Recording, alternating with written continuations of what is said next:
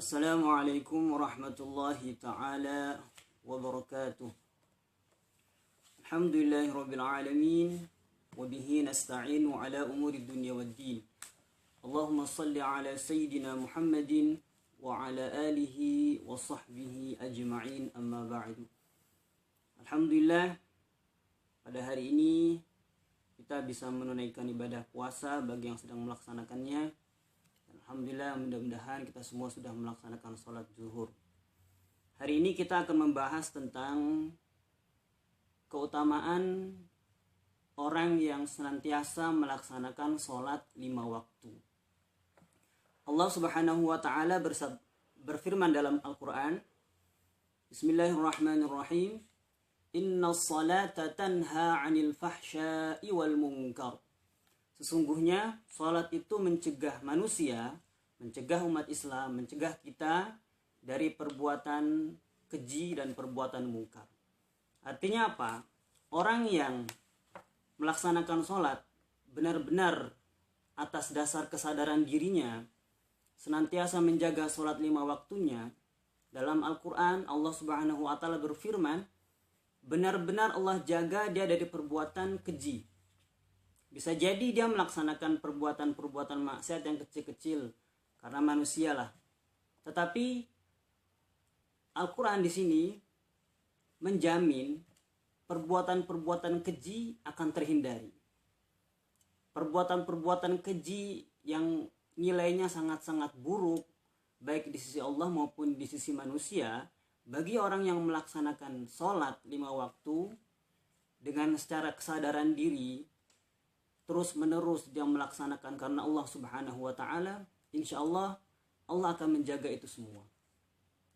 Dalam hadis Nabi Muhammad SAW bersabda, hadis yang diriwayatkan oleh Abu Hurairah, An Abi Hurairah radhiyallahu anhu, dari Abu Hurairah semoga Allah meridai, berkata Abu Hurairah, Sami'tu Rasulullah sallallahu alaihi wasallam yaqul, kata Abu Hurairah, aku mendengar Rasulullah sallallahu alaihi wasallam pernah bersabda, Ara'aitum law anna naharan bi babi ahadikum yaghtasilu fihi kulla yawmin 5 marrat hal yabqa min daranihi syai'.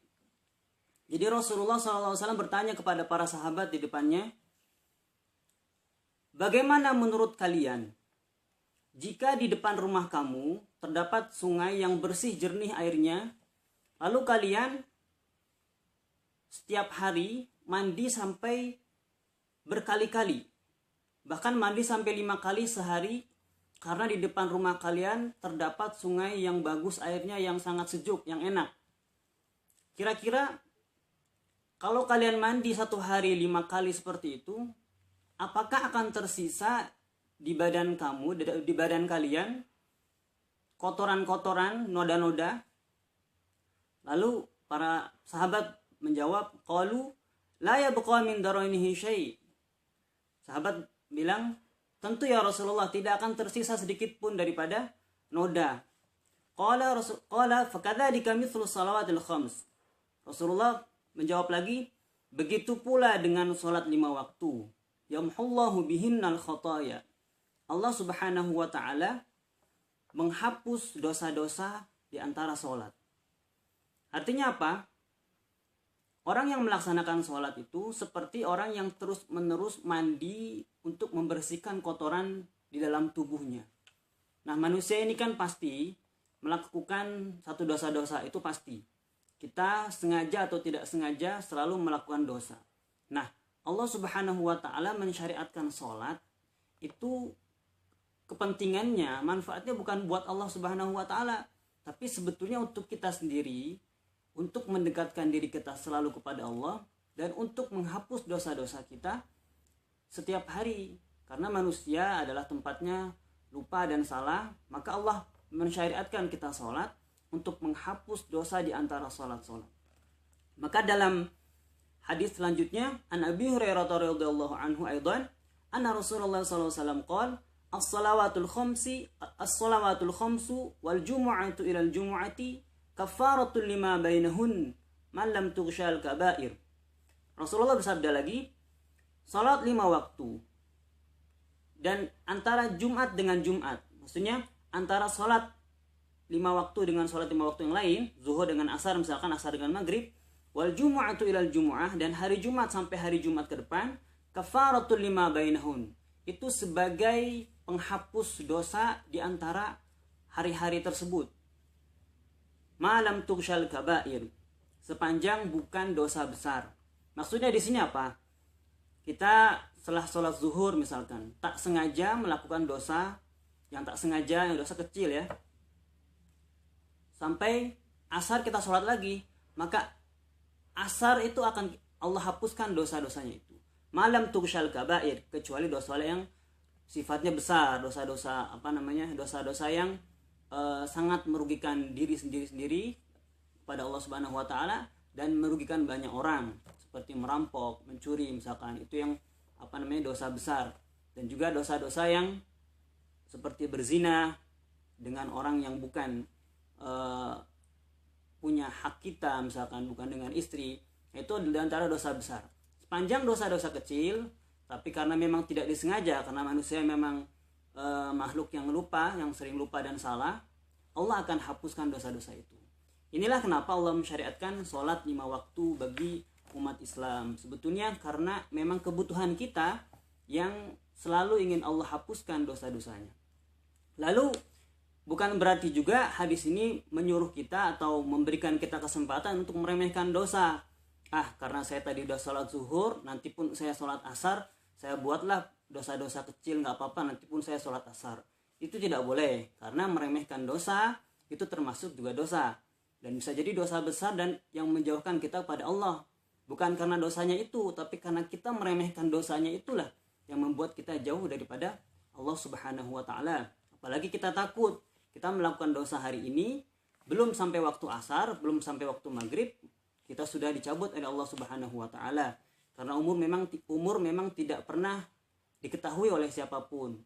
Tadi kita dengar informasi ada seorang penyanyi, artis terkenal yang mungkin sebagian besar masyarakat Indonesia tahu, baru saja Allah panggil. Dengan perjuangannya beliau senantiasa membantu masyarakat dalam menangani Corona 19 ini, membantu dalam hal sosial, dalam hal kebutuhan masyarakat. Pada hari ini Allah panggil. Mudah-mudahan beliau termasuk orang yang syahid di hadapan Allah Subhanahu wa taala. Nah, inilah makanya kita hidup sebentar, jangan sampai kita tinggalkan sholat. Maka jangan pernah lupa dengan kewajiban kita di dunia. Apalagi dalam satu hadis Allah Subhanahu wa taala menjamin ada 7 golongan manusia nanti di hari akhir kelak yang Allah akan berikan dia naungan. Karena sebagaimana kita tahu bahwasanya pada saat itu, di hari itu, manusia dalam keadaan panas yang luar biasa karena jarak antara kita dan matahari hanya beberapa jengkal saja. Maka Allah Subhanahu wa taala akan memberikan naungan. Naungan itu penutup di atas kepala kita bagi 7 golongan. Nah, di antara 7 golongan ini adalah salah satunya orang yang dalam hatinya selalu terpaut dengan melaksanakan sholat 5 waktu. Dalam hadis itu tersebut dikatakan orang yang selalu terpaut dengan masjid. Dimaksud adalah orang yang selalu terpaut dengan sholat. Kita sekarang sholat di rumah, kita terpaut terus untuk melaksanakan sholat dengan kualitas sebaik mungkin. Tadinya sendirian, karena ada jamaah untuk di rumah untuk sholat berjamaah, kita jamaah. Selalu kita menjaga 5 waktu itu, mudah-mudahan termasuk daripada golongan yang 7 ini. Mudah-mudahan kita berharap kita menjadi umat Nabi Muhammad SAW yang senantiasa menjaga sholat 5 waktu.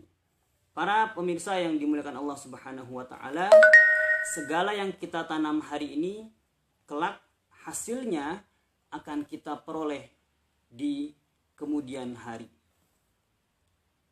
Sekian dari apa yang bisa saya sampaikan pada siang hari ini. Mudah-mudahan Allah meridai segala amal perbuatan kita. Kurang lebihnya mohon maaf. Assalamualaikum warahmatullahi wabarakatuh.